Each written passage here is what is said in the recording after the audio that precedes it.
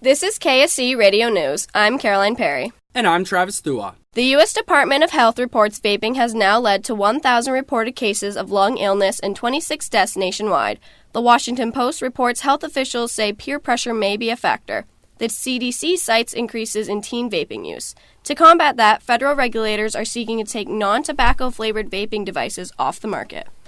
A Keene man has been arrested for allegedly punching a neighbor and threatening him and others with a handgun. The Keene Sentinel reports 30-year-old James Brown was arraigned Monday after being charged with felony criminal threatening and misdemeanor simple assault.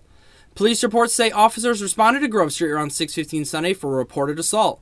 Officers found 21-year-old Patrick Hebert bleeding from a head injury when police arrived. An affidavit from Hebert stated that he told investigators Brown assaulted him and had a gun. The affidavit also stated that officers later found a .40 caliber gun inside Brown's residence. Brown was released on personal reconnaissance bail on the conditions that he does not possess firearms, he lives in a different part of town, and have no contact with Hebert or others involved in the incident.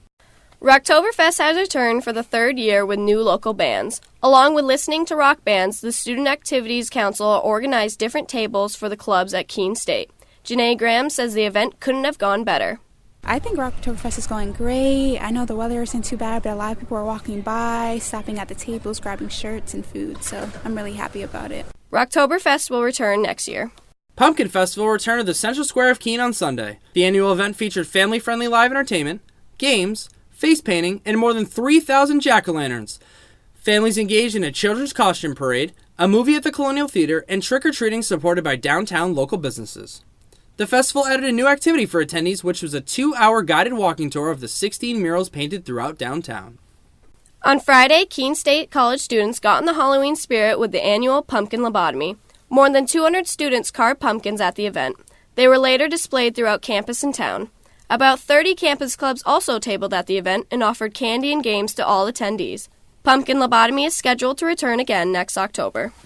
Londonderry High School has taken the MacPlax football title for the first time in nearly 2 decades. Londonderry beat Pinkerton Academy 42-24 Friday night. Over 4,000 students and community members came to the annual homecoming football game. Londonderry resident Ryan Olette has watched this rivalry for years and says this game is something he's looked forward to.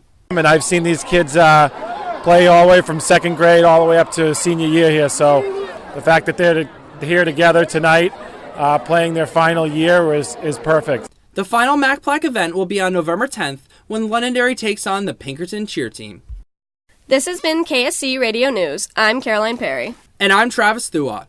Thanks for listening.